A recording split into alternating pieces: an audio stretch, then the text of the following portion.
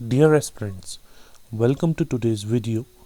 In this chapter, we will discuss about the banking sector of J&K. आज के chapter में हम देखेंगे जो J&K में है बैंकिंग सेक्टर का कंपोजिशन क्या है, किस तरह की कैटेगरीज ऑफ बैंक्स यहाँ पे पाई जाती हैं, यहाँ पे किस किस तरह के स्पेसिफिक बैंक्स जो हैं वो सेटअप किए गए हैं टू डेवलप द इकोनॉमी और to meet the objectives of the financial inclusion. और हम यहाँ पे देखेंगे कि यहाँ पे क्रेडिट लैंडिंग जो है, हमारा क्रेडिट सेक्टर जो है, हमारे लोन्स जो है, हमारा इकोनॉमी का जो फ्लो है पैसे का, वो किस सेक्टर में ज़्यादा जा रहा है, किस सेक्टर में कम है और किस सेक्टर में लोन्स की ज़्यादा डिमांड है। तो आज का चैप्टर शुरू करने से पहले ये एक ब्रीफ डिस्क्रिप्शन है हमारी यूट्यूब चैनल के बारे में। आप हमारी चैनल को सब्सक्राइब कर सकते हैं यहाँ दिए गए हुए लिंक पे जाके, या फिर अगर आपको नोट्स चाहिए हमारे वीडियोस के तो स्क्रीन पे दिए गए हुए नंबर पे आप व्हाट्सएप मैसेज कर सकते हैं या फ़ोन कॉल कर सकते हैं, और आपकी अगर कोई और क्वेरी भी है आप इस नंबर पे जाके पूछ सकते हैं। तो चलिए शुरू करते हैं हम आज का chapter, banking sector of J&K। First of all पहले हम देखेंगे कि बैंकिंग सेक्टर जो है वो इम्पोर्टेंट क्यों है। डायरेक्टली बैंकिंग स्ट्रक्चर समझने से पहले हम देखेंगे बैंकिंग सेक्टर जो है वो इम्पोर्टेंट क्यों है। बैंकिंग सेक्टर का जो मेन मकसद है वो है to meet the objective of financial inclusion. आपने ये वर्ड जो है बार बार न्यूज़ में सुना होगा या फिर अपनी पढ़ाई के दौरान भी आपने सुना होगा, फाइनेंशियल इंक्लूजन। मतलब क्या है फाइनेंशियल इंक्लूजन का? इसका मतलब है कि हम अपना जो फाइनेंशियल सेक्टर है, चाहे उसमें हमारे बैंक्स आते हों या कोई और हमारी फाइनेंशियल पॉलिसी आती हो, इसका बेनिफिट जो है वो ज़्यादा से ज़्यादातर पॉपुलेशन तक पहुंच जाए। ठीक है, फाइनेंशियल इंक्लूजन यानी कि हम इंक्लूड करें इसमें, इन फाइनेंसेस में किसको हम इंक्लूड करें, the maximum number of people and provide outreach to the last mile possible. मतलब जहाँ जहाँ तक दूर दराज एरियाज़ में कंट्री के हम अपनी फाइनेंशियल सर्विसेज को पहुँचा सकते हैं, उस चीज़ को हम बोलते हैं फाइनेंशियल इंक्लूजन। अब ये फाइनेंशियल सर्विसेज हम उन जगहों तक किस तरह से पहुँचा सकते हैं, इसका कोई मैकेनिज़्म होना चाहिए, इसका कोई प्रॉपर सेटअप होना चाहिए जिसके थ्रू गवर्नमेंट जो है रीच आउट कर सकती है। ऐसा ही एक इंस्टीट्यूशन है जिसको हम बैंकिंग सेक्टर बोलते हैं, और बैंकिंग सेक्टर का जो मेन ऑब्जेक्टिव है वो है कि फाइनेंशियल सर्विसेज लोगों तक पहुंचाना, उसके साथ साथ जो है ये इंश्योर करना कि ज़्यादा से ज़्यादा लोग जो हैं बैंकिंग सेक्टर के नेट में जो है वो आ जाएं, क्योंकि इंस्टीट्यूशनलाइज्ड फाइनेंशियल सेक्टर का जो है बेनिफिट जो है वो काफ़ी ज़्यादा होता है as compared to the unorganised sector. तो ये बातें जो है आपको आगे वीडियो में साथ साथ में क्लियर हो जाएंगी। तो हम पहले देखते हैं कि J&K में जो बैंकिंग सेक्टर है उसका स्ट्रक्चर क्या है। तो हमारा फर्स्ट पॉइंट यहाँ पे जो है वो मैंने लिखा हुआ कि इंस्टीट्यूशनल स्ट्रक्चर अगर हम देखें बैंकिंग का J&K में, उसमें क्या क्या आता है। उसमें हमारा पहले डिफरेंट कैटेगरीज ऑफ बैंक्स आती हैं, जिसमें हमारा सबसे पहले है कमर्शियल बैंक, फिर हमारा रीजनल रूरल बैंक, फिर हमारा कोऑपरेटिव बैंक, और उसके बाद हमारा आता है पेमेंट बैंक। ठीक है, कमर्शियल बैंक्स का मतलब क्या होता है? ये वो वाले बैंक्स हैं जो प्रॉफिट एंड लॉस के प्रिंसिपल पे काम करते हैं। ठीक है, कमर्शियल यानी कि कॉमर्स, ये प्रॉफिट एंड लॉस बेसिस पे काम करते हैं। ये कोई चैरिटी बेसिस पे काम नहीं करते हैं, ये कोई सिर्फ जो है किसी एरिया को डेवलप करने के लिए काम नहीं करते हैं, सोशल डेवलपमेंट या इकोनॉमिक डेवलपमेंट, बट इनका एक ऑब्जेक्टिव ये भी होता है to work on the basis of the profit and loss. ठीक है, दूसरा हमारा हो गया रीजनल रूरल बैंक्स। ये वो वाले बैंक्स हैं जो किसी रूरल एरिया के खास रीजन को डेवलप करने के लिए सेटअप किए जाते हैं। आपको पता है कि इंडिया की मैक्सिमम पॉपुलेशन जो है वो रूरल एरियाज़ में ही रहती है, तो उस पॉपुलेशन को फाइनेंशियल सेक्टर में लाने के लिए, फॉर्मल फाइनेंशियल सेक्टर में लाने के लिए, उन तक फाइनेंशियल सर्विसेज का बेनिफिट पहुंचाने के लिए ज़रूरी था कि उन रूरल एरियाज़ के लिए ख़ास तौर से कोई बैंकिंग सेक्टर जो है वो सेटअप किया जाए, जिसको नाम दिया गया रीजनल रूरल बैंक्स। इन बैंक्स का काम था कि रूरल एरियाज़ के स्पेसिफिक लोकेशंस पे जो है बैंकिंग सर्विसेज प्रोवाइड करें। Then comes the cooperative bank. ये कोऑपरेटिव हमने इससे पहले भी डिस्कस किया हुआ था, बट यहाँ पे मैं फिर से आपको एक बार बताता हूँ कि कोऑपरेटिव बैंक्स जो हैं they were based on the cooperative movement.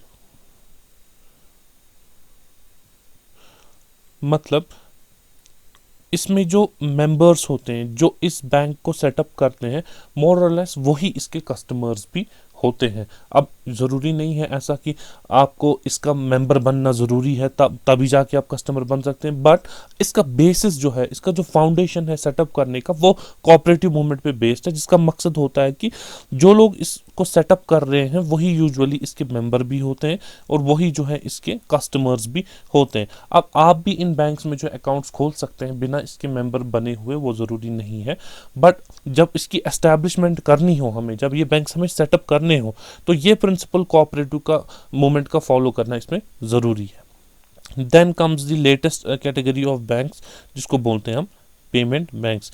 ये बैंक्स जो है ये सेटअप किए गए थे to push the digital payment infrastructure. अगर आपको याद होगा, डीमोनेटाइजेशन के बाद जो है डिजिटल पेमेंट्स पे काफ़ी ज़्यादा फोकस दिया गया, तो ताकि डिजिटल पेमेंट्स की नेट में ज़्यादा से ज़्यादा लोगों को कवर किया जाए, उसके लिए जो है डिजिटल पेमेंट इंफ्रास्ट्रक्चर को और ज़्यादा बढ़ावा देने के लिए पेमेंट बैंक्स को सेटअप किया गया।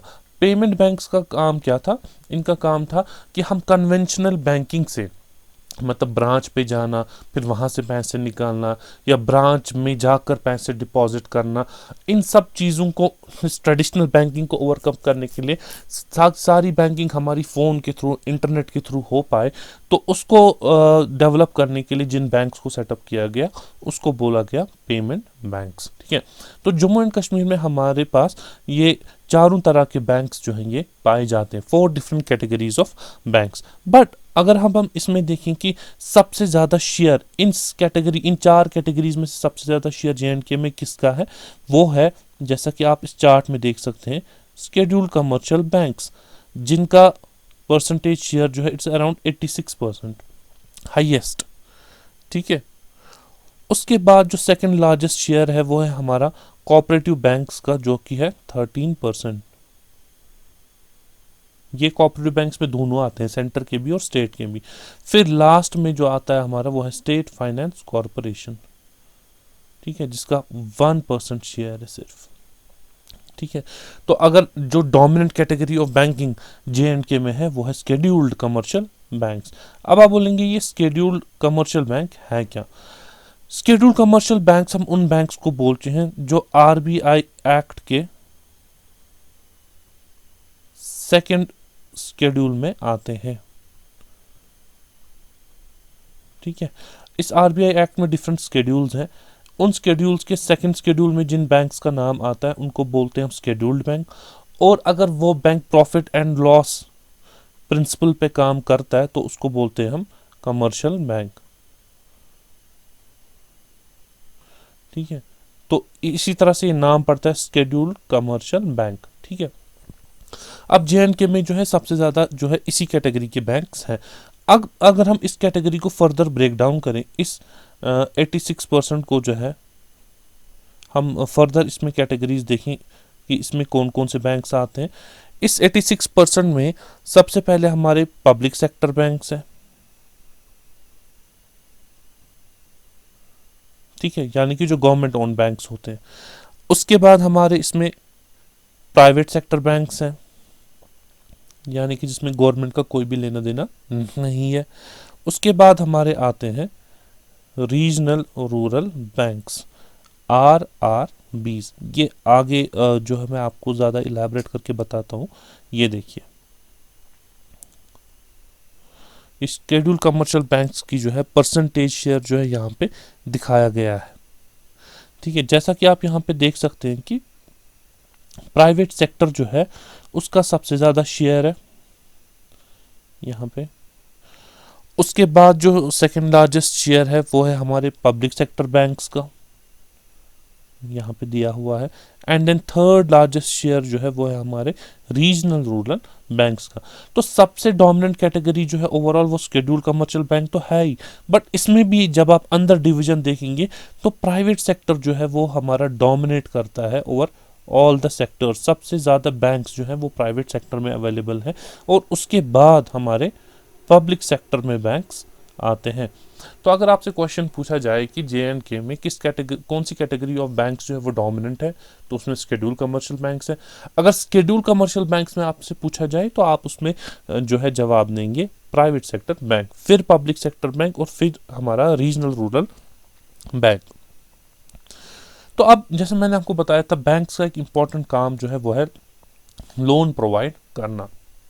बट अब क्योंकि इंडिया जो है एक डेवलपिंग कंट्री है, तो यहाँ पे कुछ सेक्टर्स में जो है लोन की, क्रेडिट की नीड जो है वो काफ़ी ज़्यादा है। अगर हम कंसिडर करें कि उस एरिया की, उस सेक्टर की जो सेक्टर का जो इम्पैक्ट है ओवरऑल डेवलपमेंट ऑफ इकोनॉमी पे, उसको कंसिडर करते हुए जो है कुछ सेक्टर्स जो हैं काफ़ी ज़्यादा इंपॉर्टेंट बन जाते हैं। तो उन सेक्टर्स को डेवलप करने के लिए ज़रूरी है कि उनके पास पैसा अवेलेबल हो। और उनके पास पैसा कैसे अवेलेबल होगा? अगर बैंक्स उनको लोन प्रोवाइड करेंगे। और ये कैसे इंश्योर करें कि बैंक्स डेफिनेटली इन सेक्टर्स में लोन्स प्रोवाइड करें? उसके लिए गवर्नमेंट ने एक कॉन्सेप्ट बनाया है जिसको बोलते हैं priority sector lending. Priority sector lending जो है, इसको, इस कॉन्सेप्ट को जो मॉनिटर है वो करता है RBI, ठीक है, रिजर्व बैंक ऑफ इंडिया। मतलब क्या है इसका? इसमें है कुछ एरिया जो है डेवलपमेंट पर्सपेक्टिव के हिसाब से गवर्नमेंट ने उनको प्रायोरिटी बनाया है, तभी उसको बोलते हैं प्रायोरिटी सेक्टर, कि ये सेक्टर्स जो हैं गवर्नमेंट की नज़रों में डेवलपमेंट के लिहाज से इंपॉर्टेंट है, और इन सेक्टर्स को लोन लेंड किया जाए, ठीक है, इनको क्रेडिट प्रोवाइड किया जाए, क्रेडिट फ्लो जो है इन प्रायोरिटी सेक्टर्स में इंश्योर किया जाए। तो उसके लिए जो है कॉन्सेप्ट है प्रायोरिटी सेक्टर लैंडिंग।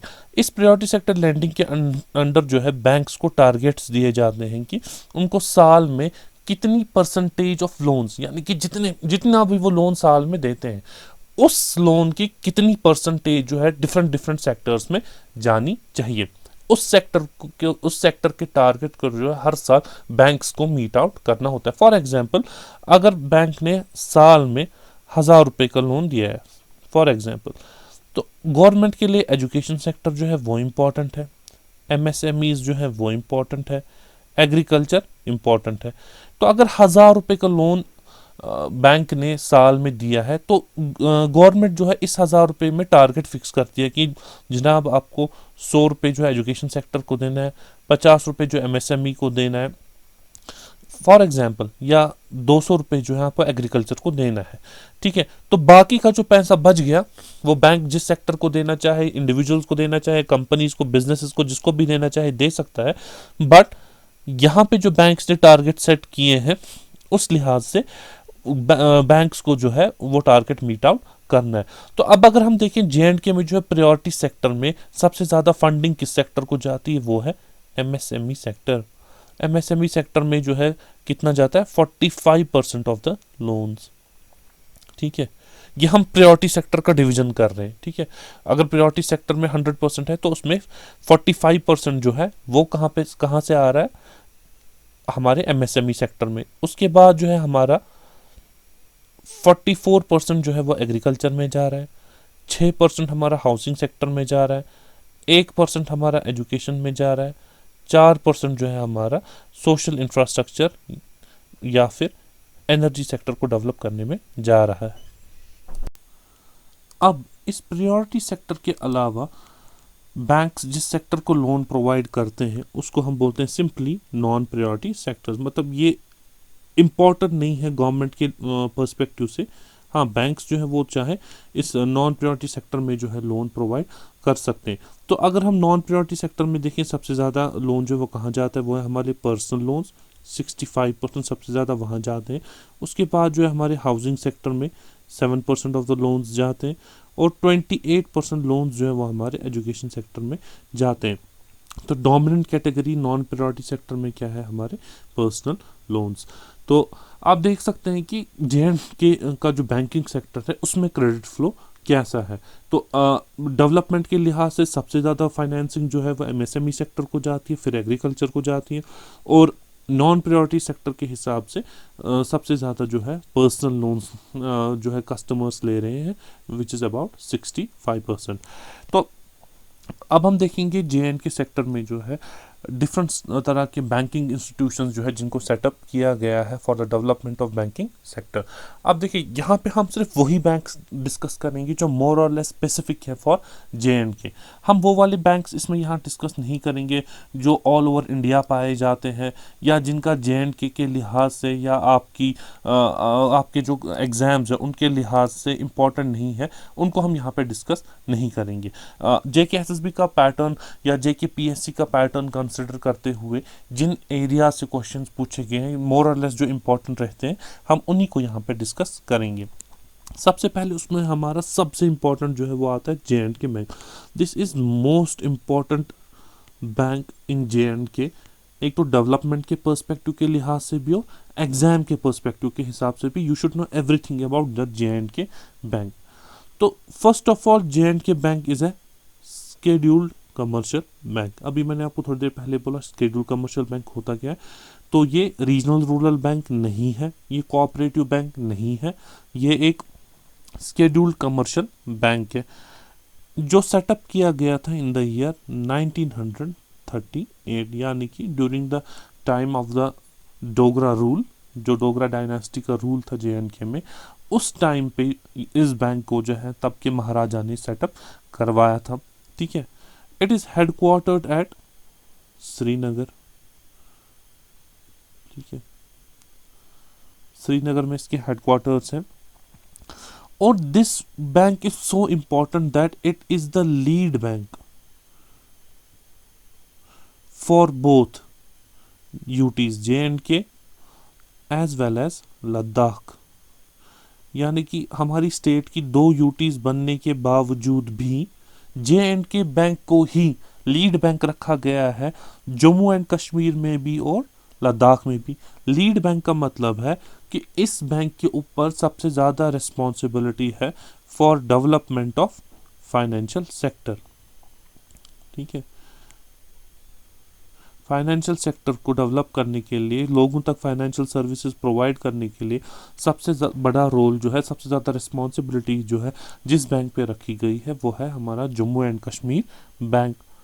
उसके अलावा RBI ने इसको डेजिग्नेट किया है as an agent for carrying out banking business for government of Jammu and Kashmir and Ladakh. ठीक है, एक तो ये लीड बैंक है, दूसरा क्या है, ये एजेंट है। इसको एजेंट किसने डेजिग्नेट किया है? RBI ने, for both the governments of again Jammu and Kashmir and Ladakh. Agent का मतलब है कि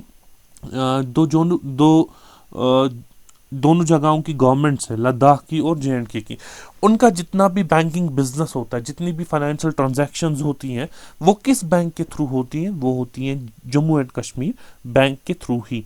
तो आप देख सकते हैं कि ये बैंक जो है गवर्नमेंट के लिहाज से, गवर्नेंस के लिहाज से भी कितना ज़्यादा इम्पोर्टेंट है। तो इस बैंक का अगर हम स्ट्रक्चर देखिए, कंपोजिशन देखिए, 63.41% शेयर होल्डिंग जो है इसमें वो government of Jammu and Kashmir की है। ठीक है, UT गवर्नमेंट की है। 63.4% शेयर होल्डिंग। उसके अलावा जो बैंक जो है it is defined as a government company under the Indian companies act. Government company, ठीक है, under the Indian companies act. उसके अलावा ये बैंक जो है, मैंने आपको जैसे बताया लीड बैंक है, बट ये लीड बैंक है फॉर 12 डिस्ट्रिक्ट्स। ये यहाँ पे कॉन्सेप्ट जो इम्पोर्टेंट है, 12 डिस्ट्रिक्ट्स के लिए ये लीड बैंक है। ये 12 डिस्ट्रिक्ट्स कहाँ के हैं? जम्मू एंड कश्मीर के 12 डिस्ट्रिक्ट, जिसमें हमारे 10 डिस्ट्रिक्ट कश्मीर के हैं और 2 डिस्ट्रिक्ट जो है जम्मू के हैं। ठीक है, कश्मीर के में कश्मीर डिवीजन की अगर आप बात करें, यहाँ 10 ही डिस्ट्रिक्ट हैं। तो सारे के सारे 10 डिस्ट्रिक्ट्स के लिए जो है लीड बैंक वो जम्मू एंड कश्मीर बैंक है। और जम्मू के सिर्फ 2 डिस्ट्रिक्ट्स के लिए, पुंछ एंड राजौरी। ठीक है, ये यहाँ पे मैं लिखता हूँ, जम्मू के लिए सिर्फ पुंछ और राजौरी, इन 2 डिस्ट्रिक्ट्स के लिए जम्मू एंड कश्मीर बैंक जो है वो लीड बैंक है। अब आप बोलेंगे, अगर आपको थोड़ी इन्फॉर्मेशन होगी अबाउट डिस्ट्रिक्ट, जम्मू में भी 10 डिस्ट्रिक्ट हैं, कश्मीर में भी 10 डिस्ट्रिक्ट हैं। कश्मीर के 10 डिस्ट्रिक्ट्स के लिए lead bank Jammu and Kashmir bank है, बट जम्मू के सिर्फ 2 डिस्ट्रिक्ट्स के लिए। तो बाकी के 8 डिस्ट्रिक्ट्स के लिए कौन वहां पे लीड बैंक है? वो है SBI. SBI is the lead bank for 8 districts of Jammu. कौन से 8 डिस्ट्रिक्ट्स? पुंछ और राजौरी को छोड़कर जितने भी डिस्ट्रिक्ट जम्मू के बचते हैं उनके लिए लीड बैंक जो है वो एसबीआई है। तो 2 बैंक्स जो है वो जे&के यूटी की डेवलपमेंट के लिए, फाइनेंशियल सर्विसेज को लोगों तक पहुंचाने के लिए, फाइनेंशियल सेक्टर में इंक्लूजन इंश्योर करने के लिए काम कर रहे हैं। कश्मीर में सब डिस्ट्रिक्ट्स में जम्मू एंड कश्मीर बैंक, जम्मू में 2 डिस्ट्रिक्ट्स में पुंछ और राजौरी में जे&के बैंक, और बाकी के 8 डिस्ट्रिक्ट्स में एसबीआई बैंक। अब जम्मू एंड कश्मीर बैंक की अगर हम फंक्शनिंग देखें तो जहां तक डिजिटल इंडिया मिशन की बात है, जो हमारे ऑनरेबल प्राइम मिनिस्टर का एक बहुत इंपॉर्टेंट इनिशिएटिव है डिजिटल इंडिया मिशन, इस डिजिटल इंडिया मिशन के तहत जे&के बैंक है सिक्योर्ड 4th रैंक। ठीक है, 4th rank for successfully meeting digital payment targets under this mission, digital India mission. यानी कि डिजिटल पेमेंट्स के ऑब्जेक्टिव्स जो हैं, जो टारगेट्स बैंक को दिए गए हैं, उसमें जे&के जो है it has ranked 4th across all the institutions of India. सिर्फ जे&के नहीं बल्कि इंडिया, पूरे इंडिया में जे&के बैंक को जो है 4th रैंक आई है इन द ईयर 2020। उसके अलावा जो है जे&के बैंक जो है इसमें इसका जो है 35% शेयर होल्डिंग जो है 35% शेयर होल्डिंग जो है जे&के ग्रामीण बैंक में है। ये बैंक हम अभी आगे डिस्कस करेंगे व्हाट इज जे&के ग्रामीण बैंक। तो फिलहाल के लिए आप इतना याद रखिए कि 35% शेयर होल्डिंग जे&के बैंक की किस बैंक में है? जम्मू एंड कश्मीर ग्रामीण बैंक में। तो ये जम्मू एंड कश्मीर बैंक के बारे में जो है कुछ इंपॉर्टेंट कॉन्सेप्ट्स थे, कुछ इंपॉर्टेंट चीज़ें जो आपको मैंने बताई। ये काफ़ी इंपॉर्टेंट है, आप इन चीज़ों को, इन फैक्ट्स को अच्छे से मेमोराइज करें। और मोस्ट प्रोबेबली जो है अगर बैंकिंग से क्वेश्चन आपके एग्जाम में आए तो definitely Jammu and Kashmir bank से एक ना एक क्वेश्चन आपके एग्जाम में ज़रूर पूछा जाएगा। Then comes the Jammu and Kashmir Gramin bank, जिसकी हम अभी बात कर रहे थे, जिस बैंक में जम्मू एंड कश्मीर बैंक की 35% जो है शेयर होल्डिंग है। ये जम्मू एंड कश्मीर बैंक जो ग्रामीण बैंक जो है it was established in the year 2009। ठीक है, तो it is registered under the regional rural bank act, regional rural bank act. ठीक है, तो आपको यहाँ से पता चली होगी ये क्या है। ये एक रीजनल रूरल बैंक है जो किसी एक पर्टिकुलर रीजन को डेवलप करने के लिए एस्टैब्लिश किया गया था। ये फंक्शन कहाँ पे करता है? ये फंक्शन करता है 11 districts of Jammu and Kashmir. ठीक है, यूटी में हमारे 11 डिस्ट्रिक्ट्स में, ना कि 20 डिस्ट्रिक्ट्स में, सब में नहीं, no, only in the 11 districts of union territory of Jammu and Kashmir. तो ये इंपॉर्टेंट है। यहाँ पे आपके क्वेश्चन इस तरह से पूछा जा सकता है कि J&K Gramin bank has bank branches over all the districts of J&K UT. No, it does not have, it functions only in 11 districts of J&K UT. अब ये बैंक जो है एक्चुअली ये सेटअप किया गया था after amalgamation of 2 regional rural banks. मतलब हमारे पास 2 रीजनल रूरल बैंक्स ऑलरेडी थे, उन दोनों को एमलगमेट करके, मतलब उन दोनों को मिलाकर जो बैंक बनाया गया वो था जे&के ग्रामीण बैंक। कौन कौन से बैंक थे वो थे जम्मू रूरल बैंक, एक तो इसमें आ रहा था हमारा जम्मू रूरल बैंक, और दूसरा इसमें हमारा आ रहा था कामराज रूरल बैंक।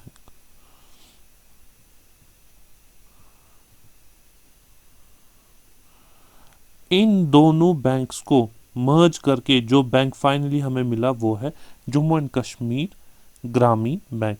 इस बैंक के जो हेडक्वार्टर्स हैं वो है नरवाल जम्मू में।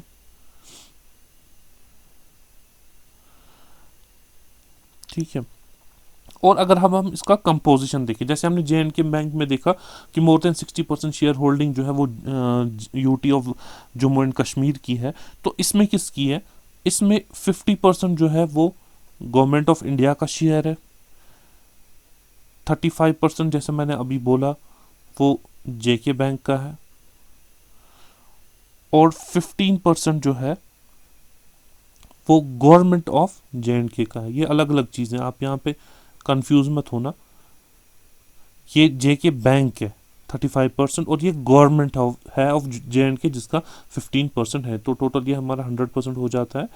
तो सबसे ज़्यादा शेयर जो है इसमें किसका है? गवर्नमेंट ऑफ इंडिया का। इस बैंक को बनाने की हमें ज़रूरत क्या पड़ी, मतलब क्या ऐसी मजबूरी थी कि हमें एक सेपरेट बैंक बनाना पड़ा दो बैंक्स को मर्ज करने के बाद? देखिए, इसका मेन मकसद था कि जो रिमोट रूरल एरियाज हैं, हमारे दूर दराज इलाके हैं, रिमोट रूरल एरियाज, उन एरियाज तक बैंकिंग सर्विसेज जो है वो प्रोवाइड की जाएं, और टू मोबिलाइज सेविंग्स, लोग जो पैसा जमा करते हैं वो घरों के बजाय बैंक्स में पैसा जमा करें इसलिए, और क्रेडिट फैसिलिटी, लोन्स जो है लोगों तक, बिजनेसेस तक वो पहुंचाए जाएं थ्रू बैंकिंग सेक्टर, उस लिए जो है JNK ग्रामीण बैंक को सेटअप किया गया था। ठीक है, तो मेन मकसद था इसका to development of the rural areas, financial development of the rural areas. तो इस ऑब्जेक्टिव को मीट आउट करने के लिए जम्मू एंड कश्मीर ग्रामीण बैंक को जो है सेटअप किया गया। Then comes the Jammu and Kashmir state cooperative agriculture rural development bank. ठीक है, ये बैंक जो है ये सेटअप किया गया था इन द ईयर 1962। तो आप देखिए काफ़ी पुराना बैंक है जो काफ़ी काम कर रहा है JNK में डेवलपमेंट के लिए as far as agriculture sector is concern. तो यहाँ पे हम इसका डेट जो है वो लिख लेते हैं कि it was established in the year, यहाँ पे हम डिस्कस करते हैं इस बैंक को, इन द ईयर 1962। तो किस एक्ट के अंडर इसको सेटअप किया गया? JNK cooperative society act. ठीक है, JNK कोऑपरेटिव सोसाइटीज एक्ट, क्योंकि कोऑपरेटिव बैंक है इसलिए JNK कोऑपरेटिव सोसाइटीज एक्ट के अंडर इसको एस्टैब्लिश किया गया। तो मगर पहले इसको सेटअप किया गया था directly as such state cooperative agriculture and rural development bank नहीं, इसको पहले एस्टैब्लिश किया गया था as a land mortgage bank. Land mortgage bank का मतलब है कि इस बैंक के पास जो है जमींदार अपनी जमीन को मॉर्टगेज रख के, गिरवी रख के उसके अगेंस्ट जो है लोन लेते थे। पहले पहले इस बैंक का यही काम था। वो लोन किस लिए लेते थे? ताकि अपनी लैंड को जो है वो फार्मर्स डेवलप कर पाए। ठीक है, या उन्होंने अगर किसी मनी लेंडर से, ये तो काफ़ी पुराना स्ट्रक्चर है मनी लेंडर्स का जो कि अभी भी इंडिया में एग्जिस्ट करता है, ये एक बहुत एक्सप्लॉयटेटिव सेक्टर है जिसमें बड़े बड़े अमीर लोग जो हैं गांव के लोन्स प्रोवाइड करते हैं at very high interest rate. ठीक है, जो गरीब जमींदार होते हैं उनको हाई इंटरेस्ट रेट पे लोन्स जो है ये गांव के अमीर लोग जो है दिया करते थे, और वो इसी लोन के तले जो है दब जाते थे। ये कभी जिंदगी भर उनसे उतरता नहीं था क्योंकि इंटरेस्ट रेट जो है काफ़ी ज़्यादा हाई होती थी। तो ऐसे फार्मर्स जिन्होंने इस तरह के लोन्स लिए होते थे मनी लेंडर्स से, जो गाँव के अमीर लोग थे उनसे, उनको वो लोन वापस प्रोवाइड करने के लिए भी ये बैंक जो है सेटअप किया गया था, ताकि उनका कर्जा वो उतारें और फिर उन फार्मर्स का, उन गरीबों का कर्जा जो है वो डायरेक्टली किसके पास रहे? बैंक के पास, क्योंकि बैंक्स जो है वो एक्सप्लॉयटेटिव नहीं होते हैं। बैंक्स की इंटरेस्ट रेट जो है वो भी मॉडरेट होती है। वो गांव के उन अमीर जमींदारों की तरह, गांव के उन अमीर लोगों की तरह जो है एक्सप्लॉयटेटिव रेट्स नहीं देते हैं। तो जो एक्सप्लॉइट उनको करते थे मनी लेंडर, उनका कर्जा चुकाने के लिए जो है इस बैंक का एक मैंडेट जो है ये भी प्रोवाइड किया गया था। तो उसके अलावा अब विद टाइम जो है, जब ये सिस्टम धीरे धीरे ख़त्म हो गया, जो एक्सप्लॉयटेटिव मनी लेंडर्स थे, जो एक्सप्लॉयटेटिव मनी लेंडर्स थे गांव में, उनका सिस्टम जब धीरे धीरे खत्म हो गया तो इस बैंक ने जो है अपनी इकोनॉमिक एक्टिविटी जो है चेंज की। अब ये सिर्फ जो है लैंड मॉर्टगेज बैंक नहीं रहा, बल्कि ये क्या बैंक बन गया, इसने लोन्स देना शुरू किया for overall socio economic development of farmers. ये इसका अब मेन ऑब्जेक्टिव है, socio economic development of farmer, यानी कि हमारे जो फार्मर्स हैं कंट्री के ओवरऑल, उनकी डेवलपमेंट जो है काफ़ी ज़्यादा इंपॉर्टेंट है, क्योंकि more than half of the population dependent on agriculture. तो जे में भी ऐसा ही है। तो जे के फार्मर्स की सोशो इकोनॉमिक डेवलपमेंट हो जाए, यानी कि सोशल सेक्टर में भी वो इम्प्रूव करे और इकोनॉमिक सेक्टर में भी वो इम्प्रूव करे, तो इस बैंक का मेन मैंडेट जो है वो इन फार्मर्स को इन सेक्टर्स में डेवलप करने में हेल्प करना है। कैसे हेल्प करना है? Through providing long and medium term loan. Long and medium term loan से मतलब है कि कितने सालों के लिए। लॉन्ग टर्म जो है यूजुअली 10 साल के लिए होता है, मीडियम टर्म जो है यूजुअली 7 ईयर्स के लिए होता है। ऐसा ज़रूरी नहीं है, it varies from loan to loan, but more और लेस जो है यही होता है। मीडियम टर्म लोन की जो लोन रीपेमेंट डेट होती है वो होती है 7 साल। ठीक है। उसके अलावा जो बैंक जो है ये लोन जो है किस चीज़ के लिए और प्रोवाइड करता है? अगर किसी फार्मर को अपने फार्म सेक्टर की मैकेनाइजेशन करनी हो, ठीक है, फार्म मैकेनाइजेशन,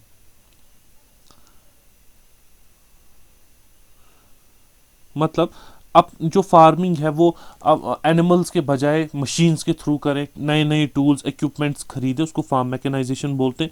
वो टूल्स इक्विपमेंट्स या मशीनरी खरीदने के लिए जो लोन चाहिए वो भी Jammu and Kashmir state cooperative agriculture rural development bank जो है वो प्रोवाइड करता है। उसके अलावा डेयरी डेवलपमेंट हो, हॉर्टिकल्चर हो, बी कीपिंग हो, लैंड डेवलपमेंट हो, इन सब चीज़ों के लिए बैंक जो है अब ये लोन प्रोवाइड करता है। इस बैंक के जो हेड ऑफिस है, इस बैंक का हेड ऑफिस जो है वो एक ही जगह पे प्रेजेंट है, वो है श्रीनगर। श्रीनगर में इसका हेड ऑफिस है। उसके अलावा जो इसके रीजनल ऑफिस श्रीनगर जम्मू दोनों में है। तो हेडक्वार्टर जो है इसका श्रीनगर में है, उसके अलावा जो है दोनों डिविजन्स में इसके ऑफिस हैं। तो देखिए एग्रीकल्चर एक्टिविटीज़ जो है उसमें हमारा कंपोजिट मिल्स भी आता है हमारा, या फिर ये बैंक जो है सब्सिडी भी प्रोवाइड करता है सोलर पंप्स पे। इनफैक्ट अब इस बैंक ने जो अपना मैंडेट इतना बढ़ा दिया है कि ये रूरल हाउसिंग सेक्टर के लिए भी लोन्स प्रोवाइड करता है। इनफैक्ट अगर शॉप्स खोलनी हो उसके लिए भी ये लोन्स प्रोवाइड करता है, एनिमल हस्बेंड्री के लिए, फ्लोरिकल्चर के लिए। तो बहुत बड़ा मैंडेट जो है इस बैंक का अब हुआ है। It has come a long way from only a land mortgage bank to a bank which works for the socio economic development of J&K। ठीक है। Next comes the another important bank which is known as the Ellaquai Dehati bank. ठीक है, ये हमारी banking series में जो है एक लास्ट का इम्पोर्टेंट हमारा बैंक बचता है जो J&K में काफ़ी अच्छा काम कर रहा है। It is इलाकाई Dehati bank. ये बैंक जो है सेटअप किया गया था इन द ईयर 1979। ठीक है, under regional rural bank act. ठीक है, इस बैंक में जो है शेयर होल्डिंग किसकी है, इसका स्ट्रक्चर कैसा है, जैसा हमने हर बैंक का अभी तक देखा। तो इसमें शेयर होल्डिंग जो है एक तो गवर्नमेंट ऑफ इंडिया की है, दूसरा इसमें स्टेट बैंक ऑफ इंडिया की है, और government of Jammu and Kashmir. तो ये 3 इंस्टीट्यूशंस जो है इनकी जॉइंट शेयर होल्डिंग है इलाकाई देहाती बैंक में। और इस बैंक की प्रेजेंस जो है वो दोनों डिविजन्स में है हमारे जम्मू एंड कश्मीर में। बट कितने डिस्ट्रिक्ट्स को ये कवर करता है? अगेन, क्या सब डिस्ट्रिक्ट्स को ये कवर करता है? नहीं, ये बैंक जो है सब डिस्ट्रिक्ट्स को कवर नहीं करता है। It covers total 13 districts of J&K। ठीक है, अब इसका मकसद क्या है? जब हमारे पास J&K बैंक भी आ गया, हमारे पास ग्रामीण बैंक भी है, हमारे पास agriculture and rural development bank भी है, तो इलाकाई देहाती बैंक का क्या काम है? इसका काम है, इसका मैंडेट है to be the most preferred rural institutional financial provider, rural institutional financial provider. देखिए आपको नाम से ही समझ में आएगा, रूरल यानी कि रूरल एरियाज में फाइनेंशियल सेक्टर को डेवलप करने के लिए इलाकाई देहाती बैंक को सेटअप किया गया। रूरल एरिया की डेवलपमेंट के साथ साथ ओवरऑल डेवलपमेंट ऑफ जे.एंड.के, हमारी जे.एंड.के को ओवरऑल डेवलप करने के लिए भी इलाकाई देहाती बैंक जो है वो काम कर रहा है। और ये बैंक जो है it helps in meeting the financial requirements of the unorganised sector. Unorganise sector उन सेक्टर्स को हम बोलते हैं जो रजिस्टर नहीं होते हैं with the government. For example for tax payment, जिनकी जीएसटी रजिस्ट्रेशन नहीं है, जिनकी बिजनेस रजिस्ट्रेशन नहीं है, जो जैसे आपके रेडे वाले हो गए, या फिर आपके वो लोग जो हैंड कार्ट्स में जो चीज़ें बेचते हैं, उन ऐसे सेक्टर्स को जिनकी रजिस्ट्रेशन नहीं होती है उसको बोलते हैं हम अनऑर्गेनाइज सेक्टर। तो उस सेक्टर को भी लोन देने के लिए जो बैंक काम कर रहा है वो है इलाकाई देहाती बैंक। उसके अलावा माइक्रो और स्मॉल बिजनेस को भी ये लोन प्रोवाइड करता है। और इस जो माइक्रो और स्मॉल बिजनेस सेक्टर है इसकी मेनली इंफ्रास्ट्रक्चर डेवलपमेंट के लिए, ठीक है, इसके इंफ्रास्ट्रक्चर को डेवलप करने के लिए भी इलाकाई देहाती बैंक जो है लोन प्रोवाइड करता है। तो यहाँ आज हमने अपने इस चैप्टर में देखा कि हमारा जो बैंकिंग सेक्टर है जे.एंड.के में वो डोमिनेटेड है by scheduled commercial banks. Scheduled commercial banks में भी प्राइवेट सेक्टर बैंक्स जो है इसको डोमिनेट करते हैं। हमारे पास जम्मू एंड कश्मीर बैंक है जो ओल्डेस्ट इंस्टीट्यूशन है हमारे जे.एंड.के में as far as financial sector is concern.